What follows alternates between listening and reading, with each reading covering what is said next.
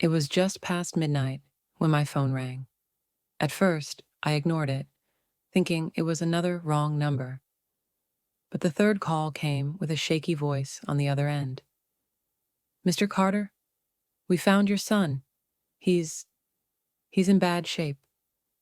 Those words cracked something inside me. Within minutes, I was on the road, headlights slicing through the fog, heart pounding so hard it drowned out the rain. My son, Jacob, my only boy, had been missing for 3 days. I had feared the worst.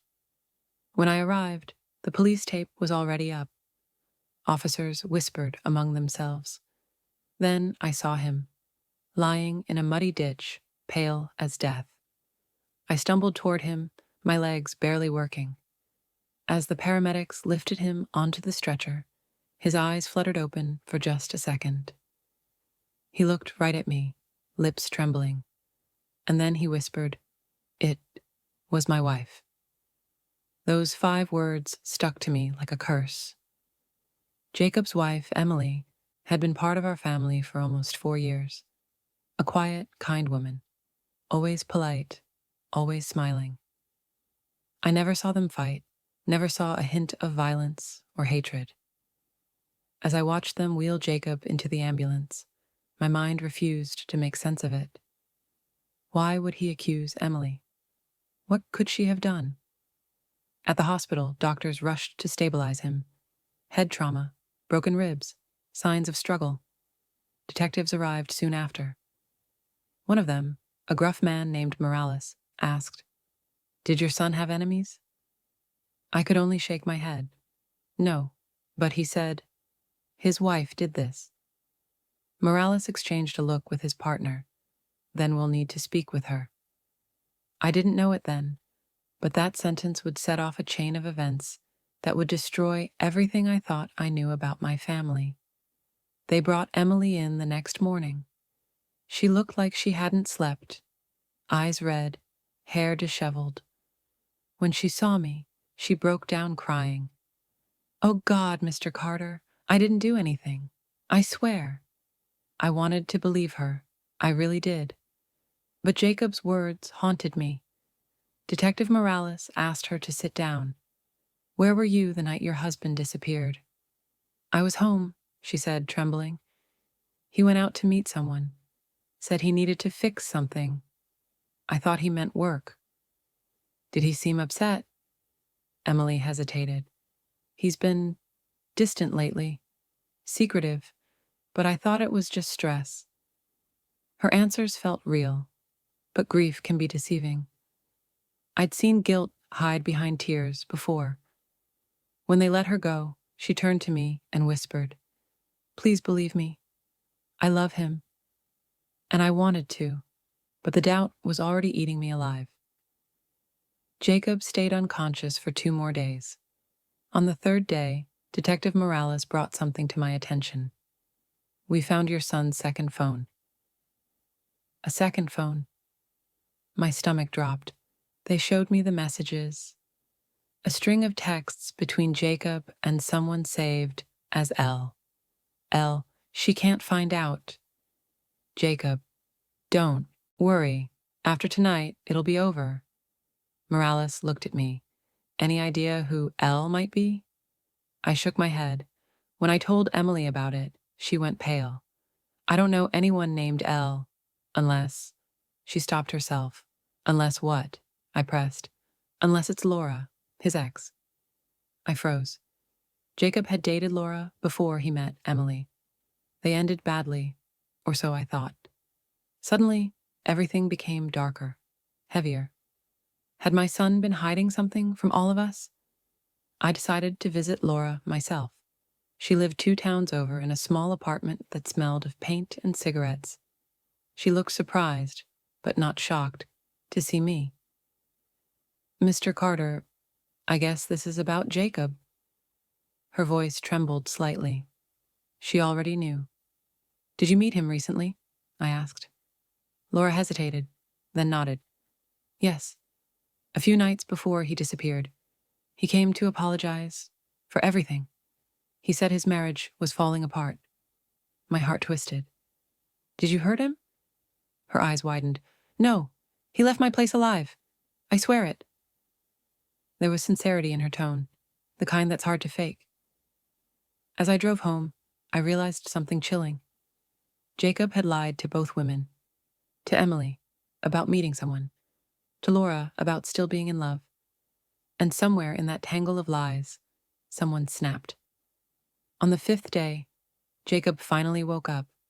I was there, sitting beside his bed, praying under my breath. His eyes opened slowly, unfocused. Then he saw me and whispered, "Dad." I grabbed his hand. "It's okay, son. You're safe." He tried to speak, but his throat was dry. After a moment, he said weakly, "It wasn't supposed to happen like this." "What wasn't?" I asked. He swallowed hard, wincing in pain. "Emily, she found out. About Laura. She followed me that night." My heart sank. "Did she hurt you?" Tears formed in his eyes. "She didn't mean to. We argued. I slipped. Hit my head. She panicked. Thought I was dead." He coughed, his voice breaking. "She ran. I tried to call for help, but..." Before he could finish, the machine started beeping. Nurses rushed in, and I stood frozen, torn between rage and heartbreak. Emily was arrested that evening. I was there when they handcuffed her. She didn't resist, just kept repeating, "I didn't mean to. I didn't mean to." Detective Morales sighed. "It's technically assault and abandonment, but if he says it was an accident, she could walk with probation."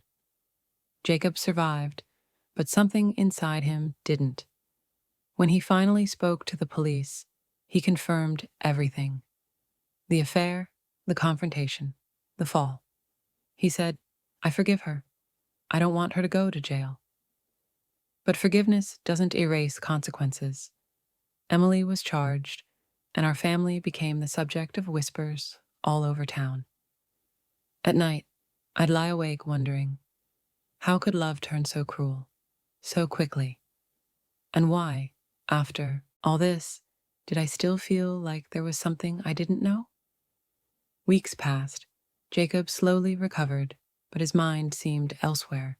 He barely spoke, barely ate. One night, I found him sitting outside, staring at nothing. "She didn't push me," he said quietly. I froze. "What do you mean?" "I lied," he whispered, "to protect her. She wasn't even there when I fell." I stared at him, confused. "Then why did you say her name?" He looked down. "Because I thought she'd left me, and part of me wanted to blame her." It hit me then, the power of guilt, shame, and fear.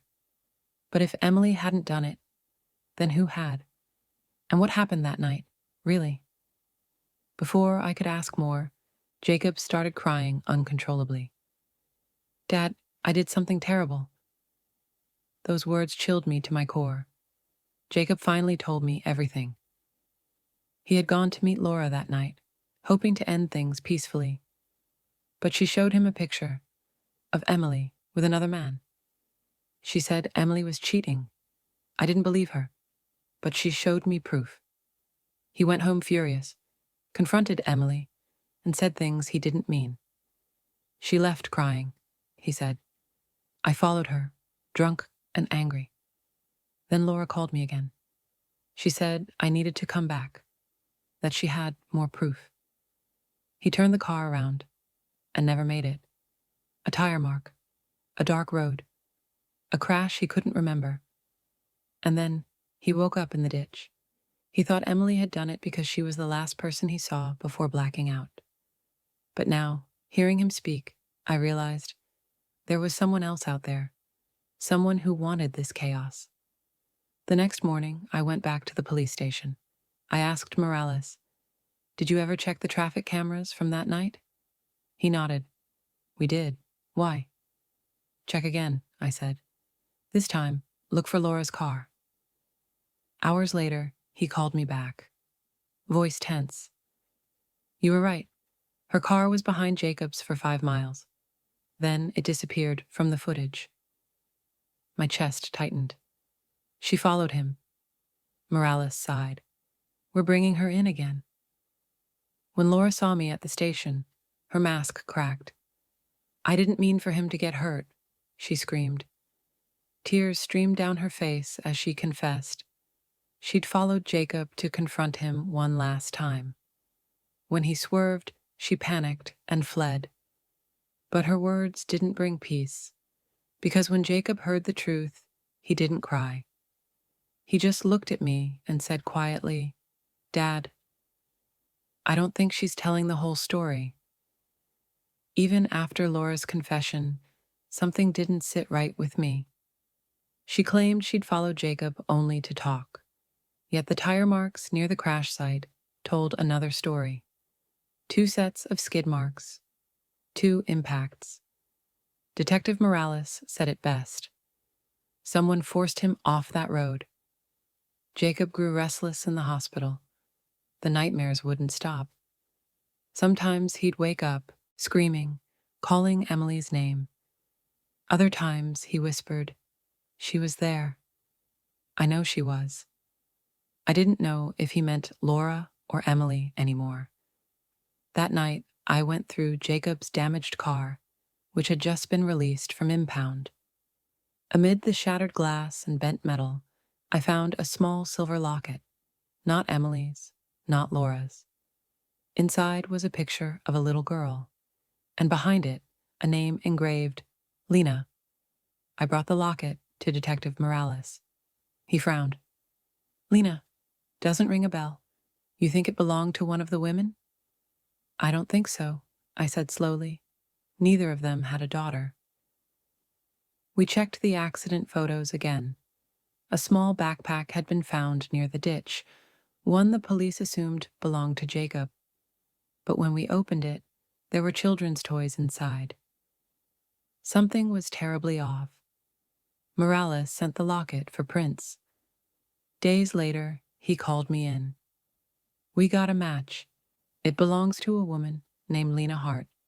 She reported her daughter missing 2 weeks ago. I felt a chill crawl up my spine. What does this have to do with my son? He hesitated. Her daughter's name was Emily. I confronted Emily in jail that evening. She looked exhausted, but when I mentioned Lena Hart, her expression shifted from confusion to sheer terror. "Please don't tell her you found me," she whispered. I stared at her. "Emily, what are you talking about? Who is Lena?" She looked down, trembling. "My mother." That revelation hit me like a blow. "I ran away from her years ago," Emily said quietly. "She was dangerous, controlling. I changed my name, started over. Jacob never knew." She paused, tears welling. "When she found me, she threatened to ruin everything. Said she'd tell Jacob the truth about who I really was. That I was a liar, a thief. I didn't know she'd gone after him." My blood ran cold. "Are you saying your mother caused the accident?" Emily nodded. "She would do anything to destroy my life." Detective Morales ran background checks on Lena Hart. What he found was terrifying. Multiple fraud charges, a history of psychological manipulation, and a restraining order, filed by none other than Emily herself years ago. Lena had been off the grid for months, until recently. "She probably followed Jacob," Morales said, "thinking if she got rid of him, she'd get her daughter back." Everything started to make sense. The missing locket, the extra skid marks, the timing of the crash. But one thing didn't. Why hadn't she come forward? Morales leaned back in his chair. "Because she's still out there." That night, for the first time, I felt true fear. Not just for Jacob, but for Emily too. A week later, I received a letter at my doorstep. No return address. Inside, a short message, written in shaky handwriting. "You don't know what she's capable of. But neither do you know what your son did." There was a photo attached. Jacob, standing beside a black SUV I didn't recognize, handing an envelope to someone whose face was turned away. The timestamp? 2 days before the crash. I showed it to Jacob. His face went pale. Dad, I can explain. He took a deep breath. Lena found me first. She said Emily wasn't who she claimed to be, that she had a record, a fake identity. She wanted money to keep quiet.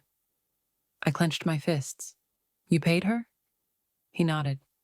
I just wanted to protect Emily. I didn't know she'd follow me afterward. The truth was darker than I imagined, but we weren't done uncovering it yet. Detective Morales put out a notice for Lena Hart's vehicle, a black SUV. 2 nights later, during a storm, police spotted it abandoned near the cliffs outside town. The driver's door was open. Inside, they found photographs of Emily and Jacob and a torn journal. One page stood out. She took everything from me, my daughter, my name, my life. If I can't have her, no one will. We searched the area for hours. Then, through the roaring rain, we found footprints leading toward the cliff's edge, and then back. She hadn't jumped. She was still alive. I returned home that night, exhausted. The storm had calmed, but my heart hadn't. As I walked into the living room, my phone buzzed with a message from an unknown number. It read, "Tell your son I forgive him. L." The next morning, Emily was released, temporarily, under protective custody. Jacob wanted to see her, to apologize, to start over. We met at a quiet park under police supervision. For a moment, it felt almost normal again. Then a voice cut through the calm. Such a beautiful family reunion. Lena stepped out from behind a tree, raincoat drenched, eyes wild. Emily gasped, "Mom, please." Lena's face twisted. "You lied to me. You lied to him. You lied to everyone." Before anyone could react, she pulled something from her coat, not a gun, but a phone, and pressed play. A recording played Jacob's voice, shouting, "I don't love you anymore, Emily. You're just like your mother." Emily broke down, sobbing. Lena smirked. "You see, he never loved you, just like I said." Jacob stepped forward, shaking. "You don't get to control her anymore." Lena screamed, a sound that didn't belong to this world, and ran. We chased her through the woods, the rain pouring again. I could barely see, but I followed the faint beam of Morales' flashlight ahead. When we reached the cliff, Lena stood there, her arms spread wide, the wind whipping her coat. "You all think I'm the monster," she yelled, "but I only wanted her back." Emily cried out, "You lost me long before this, Mom. You lost me when you stopped loving anyone but yourself." For a moment, Lena's face softened. Then she took a step back and slipped. Jacob lunged forward, grabbing her wrist just in time. "Hold on." For a second, the world froze. Rain, wind, silence. Then she looked at him with something almost human in her eyes and whispered, "You shouldn't have saved me." Her hand slipped free, and she was gone. In the days that followed, the town moved on quickly, but we couldn't. The police ruled it an accident. Emily was cleared of all charges. Jacob's guilt, though, didn't fade so easily. He visited Lena's grave quietly, leaving a white lily every week. One evening, as we sat on the porch, he said softly, "I think she wanted to be stopped, but not saved." I nodded. Sometimes people don't know the difference. Emily joined us, holding Jacob's hand. "I want to build something new," she said. "Something honest. No more secrets." And for the first time in months, I saw peace in my son's eyes. But even peace has a price, and we were just learning what ours would be. Months later, after Jacob and Emily moved away to start fresh, I received one last letter from my son. It read, Dad, I know everything that happened left scars on us all. But if you're reading this, I want you to remember something. The truth doesn't always heal, but it frees us. And sometimes, forgiveness isn't about who deserves it. It's about who needs it most. Emily and I are expecting a child. We're naming her Lena, not after the woman who hurt us, but after the one I hope she could have been if life had been kinder. Thank you for never giving up on me. You found me in that ditch, and you didn't just save my life, you gave me a reason to live it. Your son, Jacob. I sat there for a long time, holding the letter against my chest. The night he almost died had broken us. But somehow, through pain, lies, and forgiveness, we found something unbreakable. Love.